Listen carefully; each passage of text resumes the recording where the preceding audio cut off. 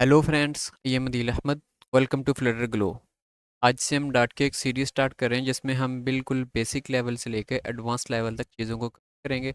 और step by step हर चीज़ को मैं आपको एक्सप्लेन करके दिखाऊंगा, और साथ में जहाँ तक मुझसे हो सका मैं आपको कोड फ्लटर में भी दिखाऊंगा कि ये किस तरीके से फ्लटर में डार्ट जो है वो वर्क करती है। इससे क्या होगा कि आपको एक तो ये पता चल जाएगा कि डार्ट जो है वो एक्चुअली फ्लटर को किस तरीके से सपोर्ट करती है, और दूसरे नंबर पे आपको थोड़ी बहुत मोटिवेशन भी मिलती रहेगी, क्योंकि हम डार्ट इसीलिए सीख रहे हैं ना कि बाद में हमने फ्लटर पे काम करना है। तो इसलिए मैंने ये सोचा कि आपको साथ साथ मैं फ्लटर पे भी कुछ ना कुछ आपको दिखाता रहूँगा करके। अगर कोई काम परफॉर्म करने वाला हुआ तो वो मैं आपको परफॉर्म करके दिखाऊंगा। अदरवाइज अगर मेरा कोई कोड लिखा हुआ है ऑलरेडी फ्लटर में, वो चीज़ मैं आपको दिखाता रहूँगा साथ साथ। तो चलिए स्टार्ट करते हैं। यहाँ पे आपने सबसे पहले ये डार्ट पैड ओपन कर लेना है। इसको ओपन करने का तरीका ये है कि आपने अपने सिंपल क्रोम ब्राउज़र में आके या कोई भी अपना ब्राउज़र ओपन कर लें, और यहाँ पे आपने सर्च करना है डॉट पैड डॉट डेव। ये सर्च करना है आपने। इसके बाद आपने इसको इंटर करना है। तो इंटर करने के बाद आपके पास कुछ इस तरीके का इंटरफेस आ जाएगा, और यहाँ पे कुछ बाय डिफ़ॉल्ट कोड जो है वो हमें डार्ट ने जनरेट करके दिया है। तो इसको रन करने के लिए आपने जस्ट इस वाले रन के बटन पे क्लिक करना है। तो ये वाला जो पोर्शन है यहाँ पे हमें उसकी आउटपुट मिलेगी। यहाँ पे इस वाले पोर्शन में हमारे पास सोर्स कोड होगा, और यहाँ पे हमारे पास की आउटपुट होगी। चलिए पहले हम रन के बटन पे क्लिक करते हैं और देखते हैं ये जो कोड हमें डार्ट ने प्रोवाइड किया है इसकी हमें यहाँ पे क्या आउटपुट मिलती है। बेसिकली ये थोड़ा सा स्लो है डार्ट पैड, लेकिन ये है कि इनिशियली तौर पे ये काम करने के लिए ठीक है, क्योंकि हमें और कोई भी आईडीई जो है उसको इंस्टॉल करने की ज़रूरत नहीं है। ये इसको जो है वो आप यूज़ कर सकते हैं। तो यहाँ भी जब मैंने इस वाले रन के बटन पे क्लिक किया तो ये देखें जो भी यहाँ पे कोड हमें डार्ट ने बाई डिफ़ॉल्ट प्रोवाइड किया था उसकी हमें यहाँ पे कुछ ना कुछ आउटपुट मिल गई। अब मैं क्या करता हूँ कि यहाँ पे इस वाले कोड को रिमूव कर देता हूँ, और इस वाले कोड को मैं जस्ट एक लाइन में ले आता हूँ ताकि इजी टू अंडरस्टैंड हो जाए आपके लिए। Just a second.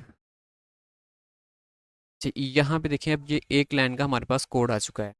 मैं पहले आपको इसको एक्सप्लेन कर देता हूँ, क्योंकि जो बिगनर हैं उनके लिए ये मैं काम कर रहा हूँ। अगर आपने फॉर एग्जांपल आप सीएस के स्टूडेंट हैं या फिर आपने सॉफ्टवेयर इंजीनियरिंग के स्टूडेंट हैं, तो आपको आइडिया होगा कि हमारा कोई भी प्रोग्राम जो है वो एक मेन फंक्शन से स्टार्ट होता है। तो जो बिगनर है उनके लिए मैं इसको थोड़ा सा एक्सप्लेन करना चाह रहा हूँ कि ये एक मेन फंक्शन है। ये हमें डार्ट जो है उसने खुद प्रोवाइड किया है कि आपने कोई भी जब प्रोग्राम स्टार्ट करना है तो उस मेन फंक्शन से स्टार्ट करना है। ये देखिए, ये मेन उसका नाम लिखा हुआ है। ये हमारे प्रोग्राम का एक कह लें कि गेट है जहाँ से हम प्रोग्राम के अंदर इंटर होते हैं। फॉर एग्जांपल हम जब किसी शॉपिंग मॉल में जाते हैं या अपने घर में जाते हैं तो एक दरवाज़ा होता है ना, एक गेट होता है जिसके थ्रू हम इंटर होते हैं उस बिल्डिंग के अंदर। ठीक है, तो यहाँ पे ये हमारे पास एक वही गेट है जिससे हम प्रोग्राम के अंदर इंटर हो गए। और ये कौन सा गेट है? ये बेसिकली एक फंक्शन है। आप अगर आपको फंक्शन का आइडिया नहीं है तो आपने बिल्कुल परेशान नहीं होना। जस्ट आपने मेरे वर्ड जो हैं उनको अंडरस्टैंड करना है फ़िलहाल के लिए। बाद में हम इसको कम्प्लीटली एक्सप्लेन करेंगे फंक्शन के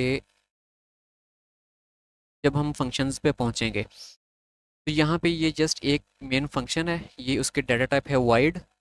वाइड का मतलब होता है कि हमने यहाँ से कुछ भी रिटर्न नहीं हो रहा।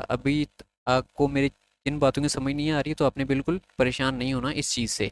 हमारा मकसद जो है वो सिर्फ इस वाली ब्रैकेट्स के अंदर है। ये जो दो ब्रैकेट्स हैं इनको हम बोलते हैं फंक्शन बॉडी।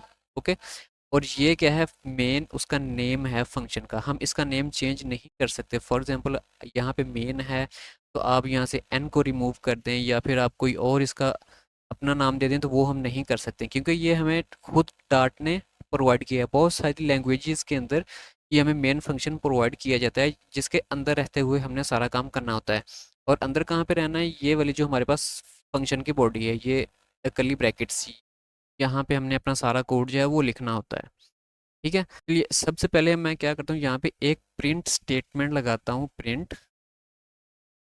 और यहाँ पे ब्रैकेट्स लगा के इनमें डबल कोट्स इंटर करूँगा। ये double quote open and close, इसके अंदर हमने अपनी जो भी चीज़ प्रिंट करवानी है वो इनके अंदर हमने यहाँ पे लिखनी होती है इस तरीके से। तो यहाँ पे फॉर एग्जांपल मैं लिखता हूँ डॉट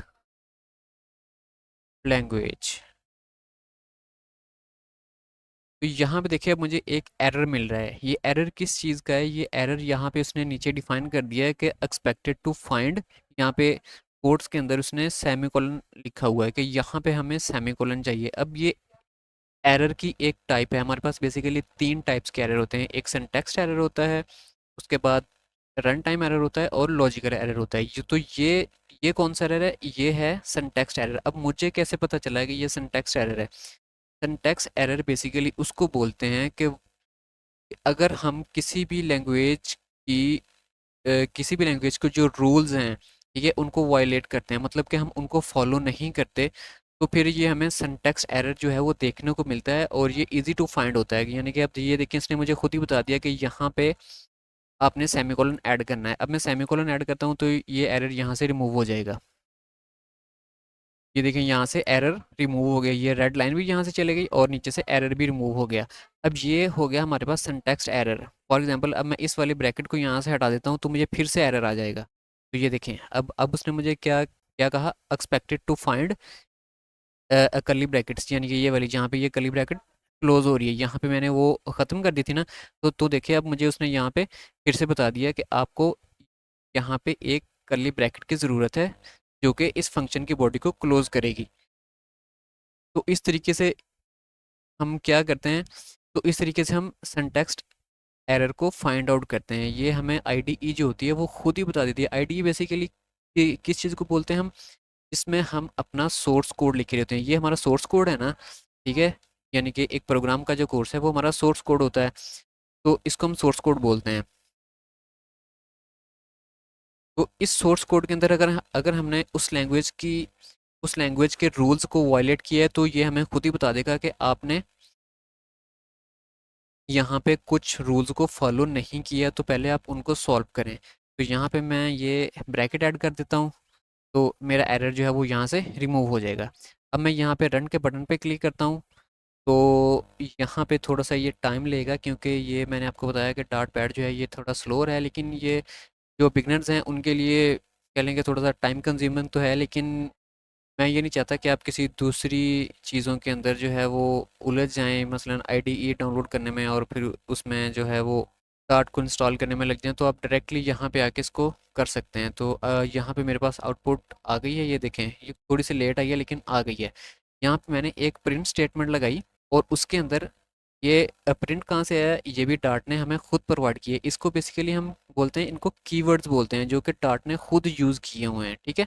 तो यहाँ पे ये प्रिंट का कीवर्ड आ गया, उसके बाद यहाँ से ब्रैकेट ओपन एंड क्लोज, और उसके बाद मैंने क्या किया, यहाँ पे कोट्स एंटर किए, डबल कोट्स, और उनके अंदर मैंने कुछ ना कुछ डाटा जो है वो लिखा और एंड पे मैंने लगा दिया सेमीकोलन। अब मैं आपको ये भी बता दूं कि सेमीकोलन हम लगाते क्यों हैं।